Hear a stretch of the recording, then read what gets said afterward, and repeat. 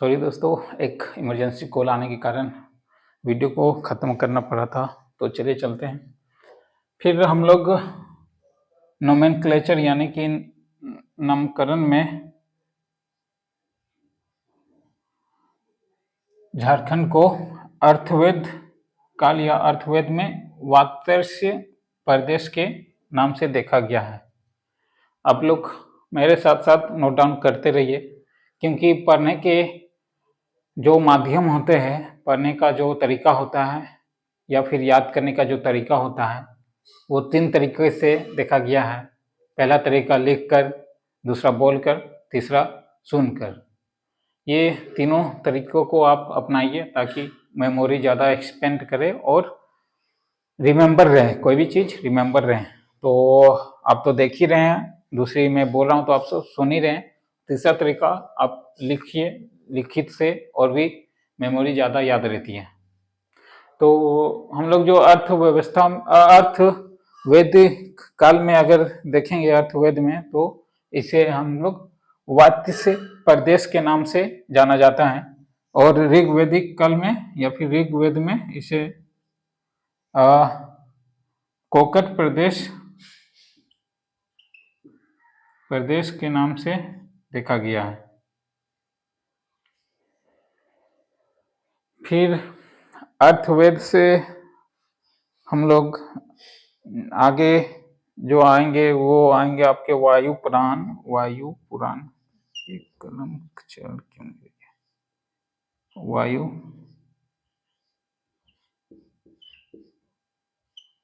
पुराण।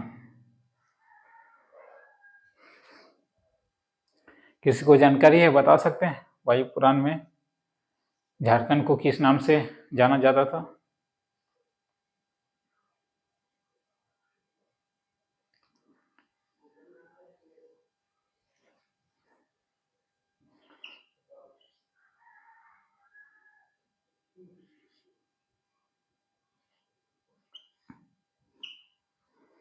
मुरड। वायु पुराण में झारखंड को मुरुंड के नाम से जाना जाता था। मुरड नहीं, मुरुंड।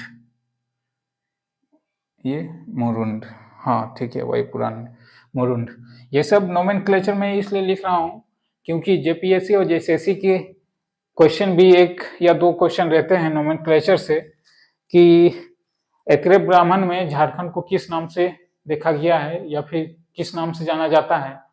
तो आपको अगर मेमोरी में याद रहेगा तो पुंड्र के नाम से या पुंड के नाम से ऑब्जेक्शन, और जाहिर सी बात है 4 ऑप्शन रहेंगे, 4 ऑप्शन में एक ये रहेगा, तो राइट आंसर पुंड। तो ये नोमेनक्लेचर बहुत आवश्यक है। और एक बात और जो बता रहे हैं, 2000 पहले झारखंड का अस्तित्व कहाँ था या फिर झारखंड कहाँ था, तो वो भी उनको करारा जवाब देने के लिए आपको नोमेनक्लेचर जानना होगा।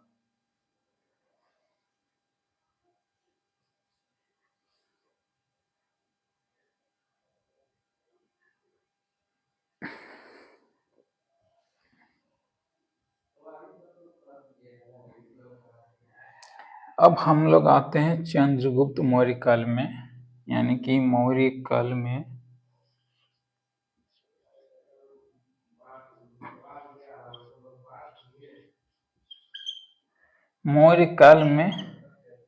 इसमें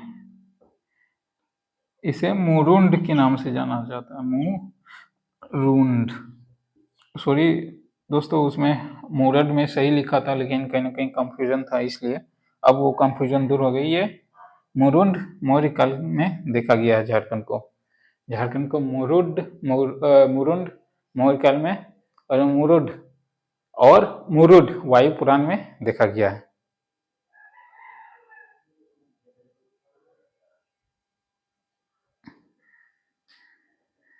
विष्णु पुराण में अगर देखा जाए तो विष्णु पुराण में अगर देखा जाए तो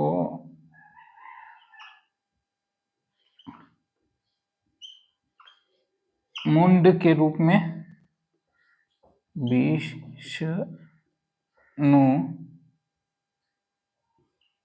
पुराण में देखा जाए तो इसे मुंड के रूप में झारखंड को देखा जाता है। प्रयाग पदस्थी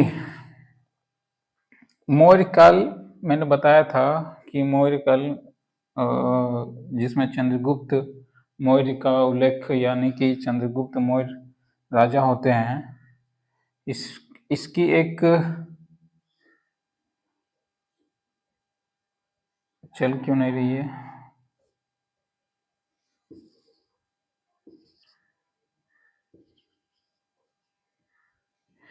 हाँ, मौर्य काल की एक शिलालेख था, शिलालेख प्रयाग प्रदस्थी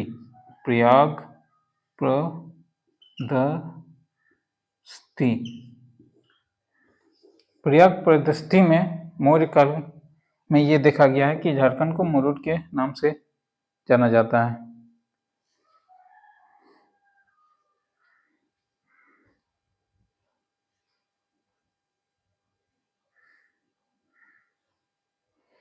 फिर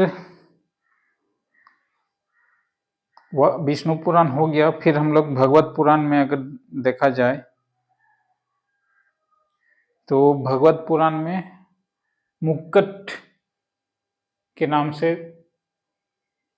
झारखंड को जाना गया है। मुक्कट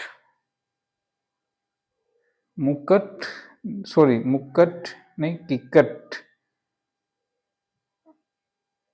किक्कट प्रदेश। चलिए आगे चलते हैं।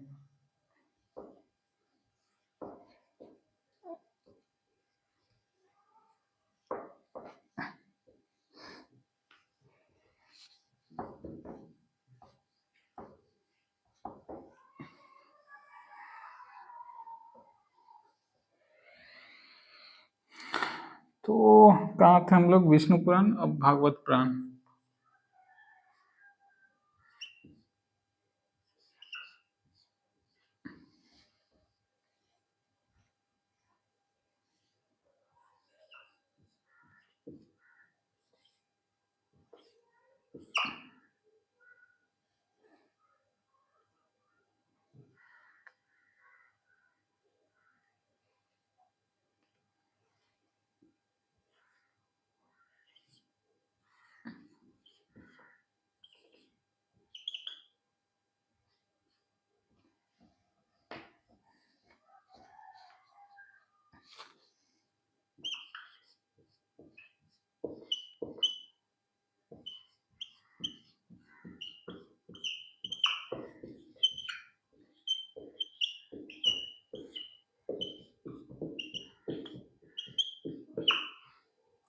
तो भागवत पुराण में झारखंड को किक्कट प्रदेश के नाम से जाना गया है।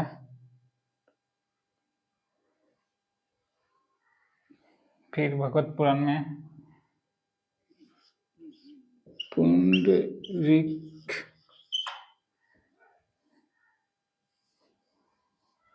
भागवत पुराण के बाद जो ग्रंथ आता है वो आएगा हम लोग का श्रीमद् भगवत गीता। ये भागवत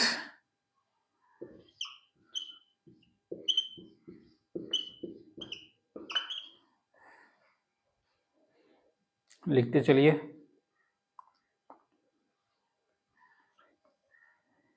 तो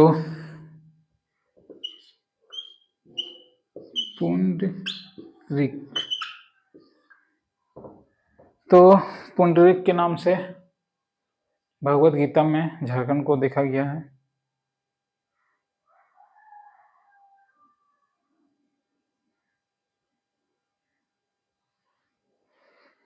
और यहाँ भगवत गीता का श्राय डायरेक्ट महाभारत से है।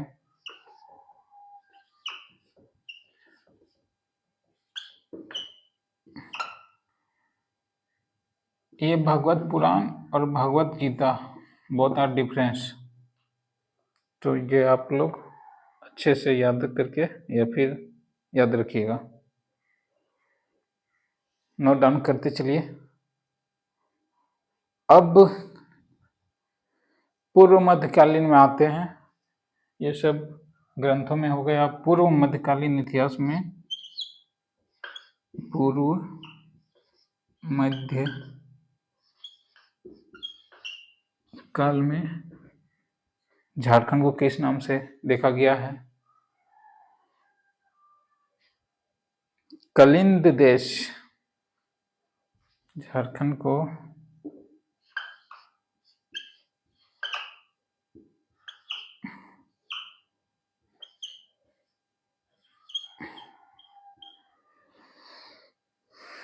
पूर्व मध्यकाल में झारखंड को कलिंग देश के नाम से देखा गया है। फिर हमारा झारखंड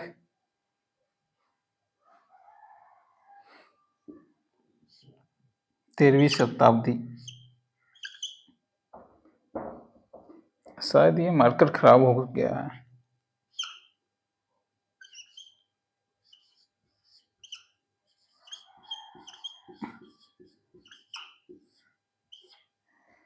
तेरहवीं शताब्दी, तो जिसका हमें इंतजार था झारखंड, झारखंड को झारखंड नाम से कब से जाना गया है? वो युग यानी युग काल जो है वो 13वीं शताब्दी, 13वीं शताब्दी से हम लोग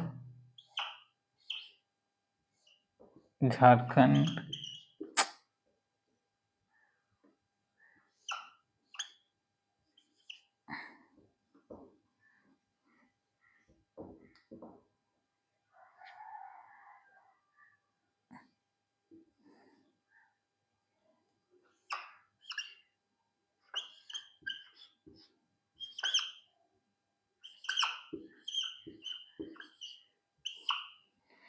तेरहवीं शताब्दी से हम लोग झारखंड को झारखंड के नाम से जाना गया है। फिर इससे बात कंटिन्यू झारखंड झारखंड ही रहा। दो चार जगह और ग्रंथों में झारखंड को और दूसरे नामों से भी देखा गया है, जिसमें आईने अकबरी एक ग्रंथ आता है, आईने अकबरी एक किताब आता है, उसमें देखा गया है इसको अलग नाम से।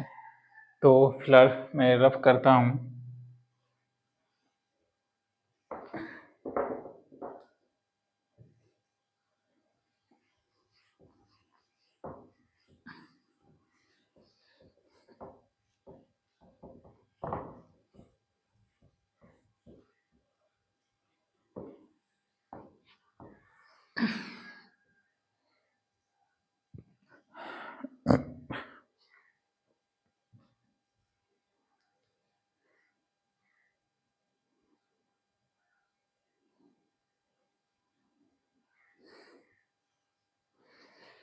तेरहवीं शताब्दी यानी कि 13वीं शताब्दी के बाद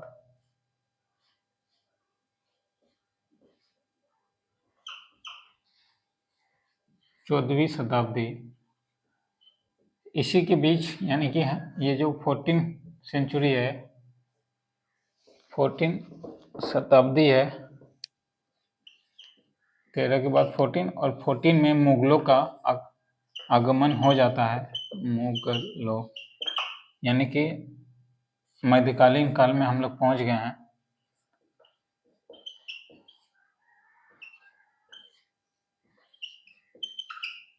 मध्यकालीन काल में हम लोग पहुंच गए। 13वीं शताब्दी में झारखंड के नाम से देखा गया। फिर झारखंड के बाद 14वीं शताब्दी में यानी कि मुगलों का कार्यकाल आता है। तो मुगलों के मध्य कार्यकाल में यानी कि मध्यकालीन काल में हम लोग पहुंच गए और यहाँ से कंटिन्यू झारखंड को झारखंड के नाम से जाना गया है। लेकिन कुछ कुछ अकबर के जो भी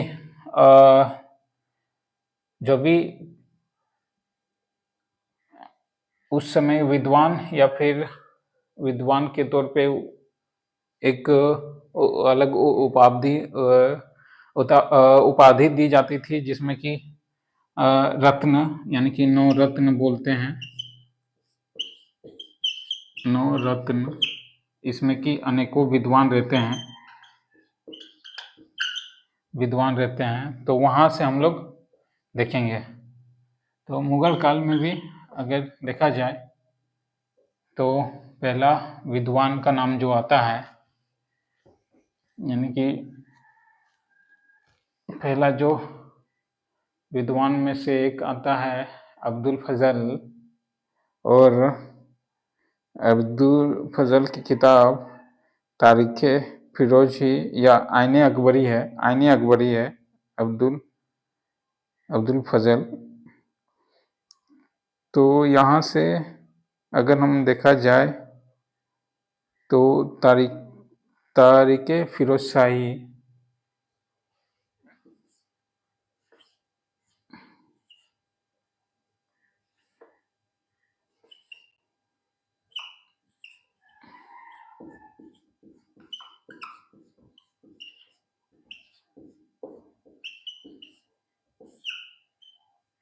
तारीख फिरोज शाही में झारखंड ही बोला गया है। तो हमें पता चला कि 13वीं शताब्दी से ही झारखंड अस्तित्व में आ गया था, झारखंड का नाम अस्तित्व में आ गया था। तारीख फिरोज शाही, मैं जरा कैमरा में देख लेता हूँ दिखाई दे रहा है कि नहीं, अदरवाइज इंक डालना होगा। ठीक है,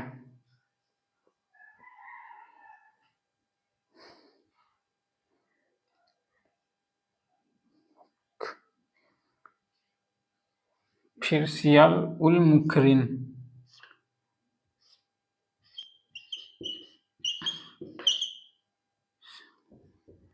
चल क्यों नहीं रहा,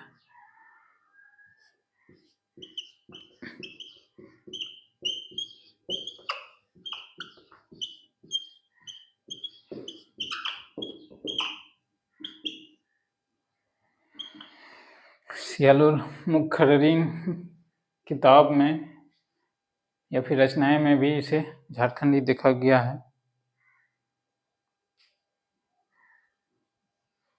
फिर तारीख बंगाल, तारीख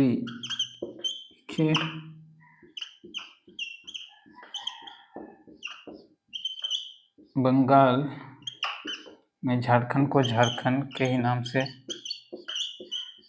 देखा गया है।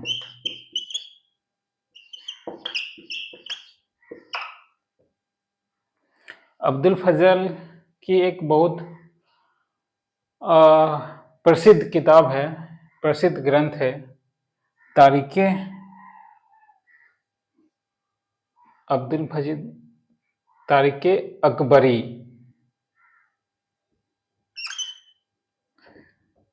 मैं इंक डाल लेता हूँ, वीडियो को पॉज करके मैं इंक डाल लेता हूँ, चल नहीं रही है सही से।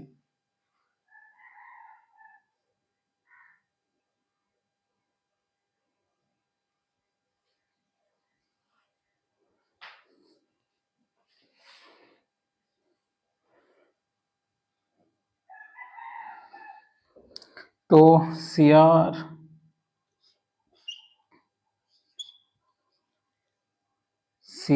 उल मुखरिन में झारखंड को झारखंड के नाम से देखा गया है। और फिर नेक्स्ट आता है कबीर के दो है, इसमें भी झारखंड को झारखंड के नाम से देखा गया है।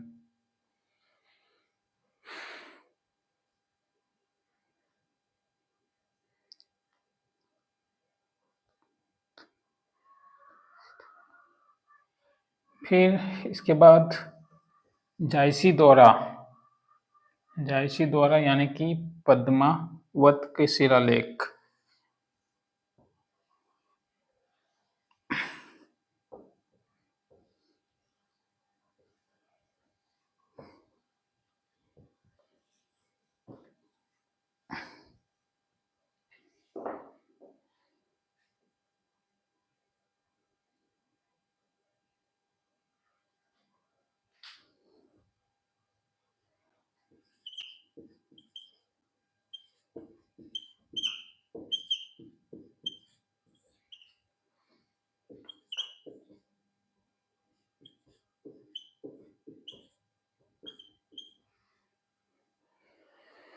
जयसी द्वार में भी इसे झारखंड देखा गया है।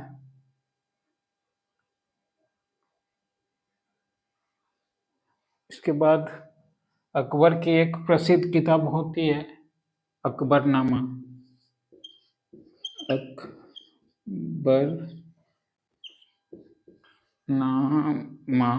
इसमें भी झारखंड को झारखंड के नाम से देखा गया। फिर अकबर की और एक ग्रंथ है, किताब है, जिसने अब्दुल फजल ने लिखी है, साइने आईने अकबरी।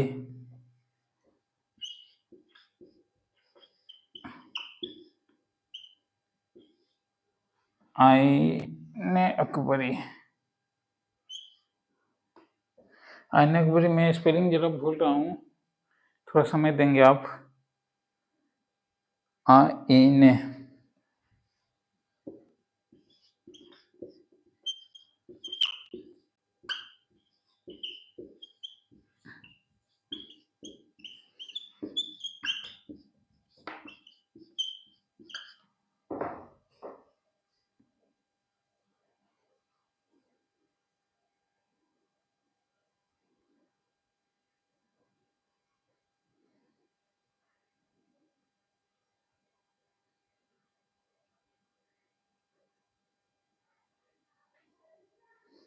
सॉरी कोकरा, कोकरा के नाम से ये जाना गया है आईने अकबरी में, झारखंड को कोकरा। एक चीज नोटिस कीजिएगा, मुगल काल में एक ऐसा ही अलग ग्रंथ है, अलग किताब है, जो कि अब्दुल फजल द्वारा लिखी गई है, आईने अकबरी में झारखंड को कोकरा के नाम से देखा गया है। कोकरा, इसे खकरा भी कहा गया है, खकरा, खकरा। ठीक, ये जरा रिमेम्बर कीजिएगा।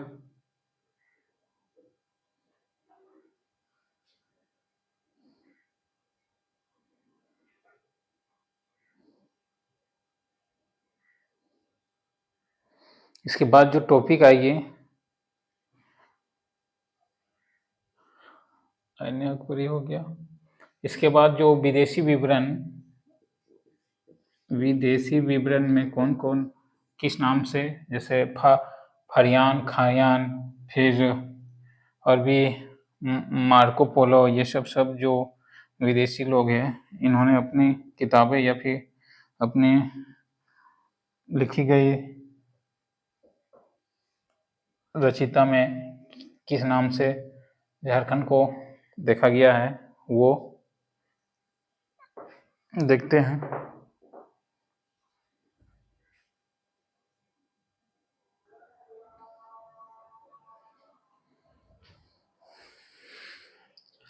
तो आगे चलते हैं। आगे हम लोग, ये बोर्ड पे लिखी हुई है, आप लोग एक सांस में आप लोग प्रोनाउंस कीजिए और दिमाग में बैठा लीजिए। चलिए चलते हैं कौटिल्य के अर्थशास्त्र में। कौटिल्य के अर्थशास्त्र में कुक्कुट के नाम से झारखंड को देखा गया है, कुक्कुट के नाम से झारखंड को देखा गया है। टालमी द्वार में इसे मुंडल के नाम से देखा गया है। फाहियान और हैंसांग, फहियान और हैंसांग, ये दोनों चीनी यात्री थे, चीन के यात्री थे।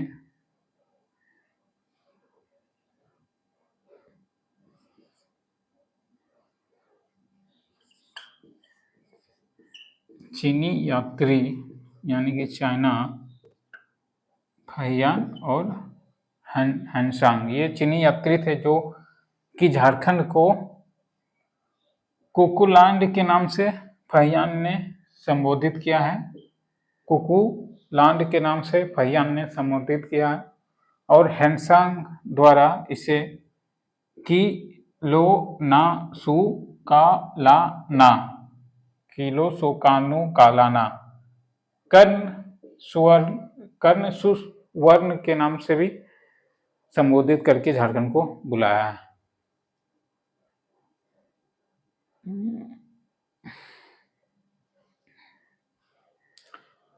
फिर चलते हैं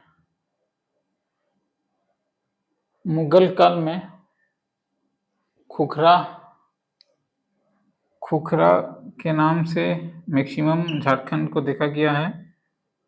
खुखरा, कुकरा और कोकरा, ये तीनों कहीं ना कहीं ऑब्जेक्टिव क्वेश्चन में बनते हैं। मुगल काल में झारखंड के किस नाम से जाना जाता है या फिर देखा गया है।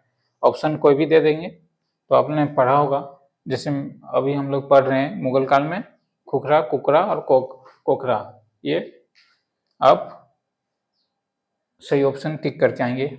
ठीक, फिर तुझके जहांगीरी में खेकरा के नाम से झारखंड को देखा गया है। तुझके जहांगीरी खेकरा के नाम से देखा गया है। अब यहाँ से ईस्ट इंडिया कंपनी आती है, पोर्तुगल आती है, फिर डच आती है, फिर फ्रांस आती है। इस सब का आगे हम लोग कंटिन्यू करेंगे। तो ये हमारा नोमेनक्लेचर समाप्त हुआ। नोमेनक्लेचर की जो भी क्लासेस है, बस इसी में से ही क्वेश्चन जेपीएससी, जेएसएससी या फिर झारखंड के जितने भी कॉम्पिटिटिव एग्जाम होते हैं वो सब नोमेनक्लेचर में इतने ही क्वेश्चन आपको देखने को मिलेंगे। इतने ही वर्ड आप याद करके रखेंगे तो काफ़ी ज़्यादा हद तक सही रहेगा। और अधिक अगर जानना है तो फिर वो बेफिजूल हो जाएगा। इसको छोड़ के और कहीं झारखंड इसके अलावा और ऐसा क्वेश्चन अभी तक झारखंड नोमेनक्लेचर से नहीं पूछा गया है।